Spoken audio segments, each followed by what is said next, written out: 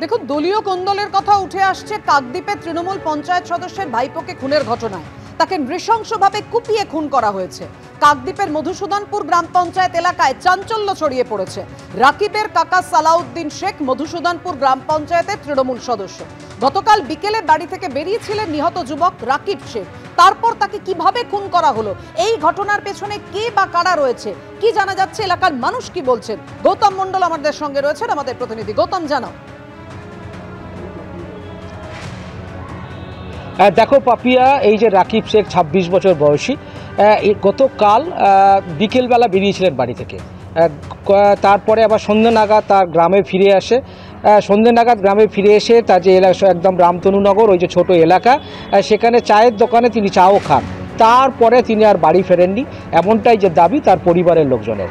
সারা রাত তার খোঁজ চলে, কিন্তু কোনো জায়গায় খোঁজ না পেয়ে আজকে সকালবেলা বাড়ি থেকে প্রায় কয়েকশো মিটার দূরে একটা ধান জমিতে, জল ভর্তি ধান জমি, সেখানে তার একদম মুখটা মাটির মধ্যে পোঁতা ছিল এবং তারপরে তার একদম ঘাড় এবং মাথা কার্যত নৃশংসভাবে কোপানো হয়েছে। একাধিকবার কোপানোর চিহ্ন মিলেছে। সেখানে রক্তাক্ত অবস্থায় তিনি পড়েছিলেন, তার মৃতদেহ পড়েছিল। তারপরে এই দেহ উদ্ধার করে হারুটপান কোস্টাল থানা। এবং এই যে মধুসূদনপুর গ্রাম পঞ্চায়েত, ১৭ আসনের মধুসূদনপুর গ্রাম পঞ্চায়েত, এই পঞ্চায়েত বিরোধী শূন্য। গত পঞ্চায়েত নির্বাচনে এখানে কার্যত বিরোধীরা কোনো প্রার্থীই দিতে পারেনি। পঞ্চায়েত প্রধান, উপপ্রধান সবই হলো তৃণমূল কংগ্রেসের পক্ষ থেকে। কিন্তু এদের যে সালাউদ্দিনের যেটা দাবি, গত লোকসভা নির্বাচনের পর থেকে আস্তে আস্তে বিন্যাসটা বদল হতে থাকে। এখানে আর একটা দ্বিতীয় পক্ষ তৈরি হয়, দলের মধ্যে একটা গোষ্ঠী বিন্যাস তৈরি হয়। তার পর থেকে এখানে তার বাড়ির ওপর একাধিকবার হামলা হয়, বোমাবাজি করা হয়, তাকে প্রাণনাশের হুমকি দেওয়া, সেটা তিনি অন ক্যামেরা এবিপি আনন্দকে জানালেন। এবং তিনি এই বিষয়টা হারুট পয়েন্ট কোস্টাল থানায় তিনি লিখিত অভিযোগ দায়ের করেছিলেন। এবং এই ঘটনার রেস যে চলছিল গত কয়েক মাস আগে, এই মধুসূদনপুর গ্রাম পঞ্চায়েতে আমরা দেখলাম যেখানে একটা ত্রাণ নিয়ে বৈঠক চলছিল।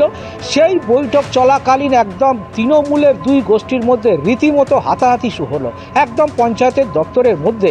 এবং সেই ঘটনায় দুপক্ষ একে অপরের বিরুদ্ধে থানায় অভিযোগ দায়ের করলে বেশ কয়েকজন জখম হলেন এবং এর ঘটনায় বেশ কয়েকজন গ্রেপ্তারও হয়েছিলেন। এমনকি সেই ঘটনায় এই সালাউদ্দিন শেখের নামও ছিল এফআইআরে। তারপর পরবর্তীকালে তিনি জামিন নেন।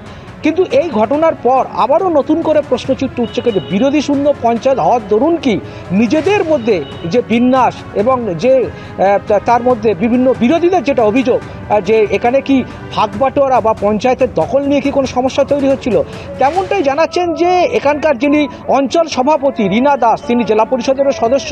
আর তিনি যেটা জানাচ্ছেন, তার যেটা অভিযোগ এই অঞ্চল সভাপতি রীনা দাস, যে এইখানে দ্বিতীয় পক্ষ বলতে তৃণমূল ছাত্র পরিষদের যিনি সুন্দরবন সাংগঠনিক জেলা সভাপতি দেবাশিস দাস, এবং তারা এই যে গ্রামে বা এই পঞ্চায়েত এলাকায় যারা তার নামে জয়ধ্বনি দিতেন এবং তার নাম করে তারা এখানে রাজনীতি করতেন যে আমাদের এই নেতা আমাদের সঙ্গে আছে, এবং এই নেতার নাম করে তার যেটা অভিযোগ, রীনা দাসের অভিযোগ, তার নাম করে আমরা এই অভিযোগ পাওয়ার পর দেবাশিস দাসের নাম আসার পর দেবাশিস দাসের সাথে একাধিকবার ফোনে যোগাযোগ করার চেষ্টা করি, কিন্তু কার্যত তিনি ফোন ধরেননি, ফোন কেটে দিয়েছেন। অর্থাৎ তৃণমূল কংগ্রেস একে অপরের বিরুদ্ধে কিন্তু অভিযোগ এবং পাল্টা অভিযোগ করছে, একেবারে বিরোধী শূন্য পঞ্চায়েত, কিন্তু সেখানে পঞ্চায়েত সদস্যের ভাইপো তাকে নৃশংসভাবে কুপিয়ে হত্যা করা হয়েছে।